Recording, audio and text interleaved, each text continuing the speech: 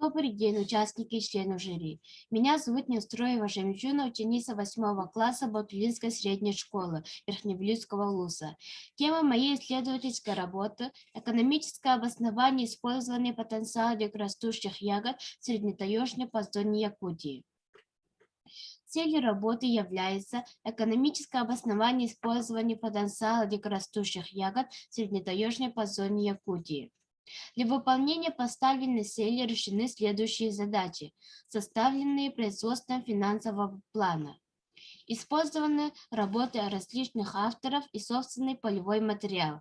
Применяются общепринятые методы исследования. Обзор литературы показал, что общий урожай ягод Якутии показал 2 миллиона тонн, только используется 0,1%. Заготовительную ценность представляют брусника, черная смородина, красная смородина и голубика. Урожайность основного вида ягод в год составляет до 3 тонн. Остаточный фонд в размере 360 тысяч рублей. Плановая выручка 1 миллион 100 тысяч рублей. Расход составляет 1 миллион 562 тысячи 950 рублей. В результате на 1 рубль продукции расходуется 94 копейки. Это указывает на то, что на 1 рубль затрат приходит 6,5 копеек прибыли.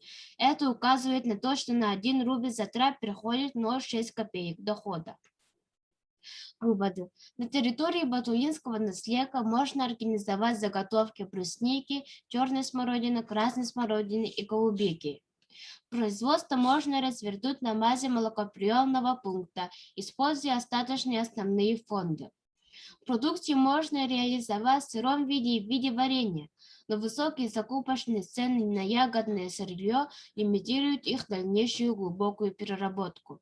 Красную смородину целесообразно реализовать только в сыром виде.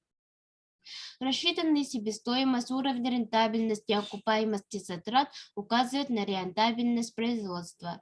Для повышения рентабельности необходима поддержка со стороны правительства в виде беспроцентных кредитов.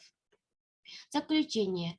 Таким образом, развертывание на базе молокоприемных пунктов, заготовительных пунктов может обеспечить использование экономического потенциала дикорастущих ягод.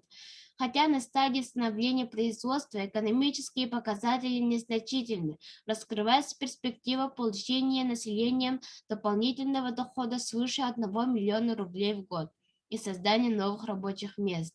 Со временем вовлечение в производственный оборот новых мощностей позволит расширить объем заготовок и ассортимент выпускаемой продукции. Кроме того, можно организовать производство индивидуальными предпринимателями по программе социального контракта. Спасибо, благодарю за внимание.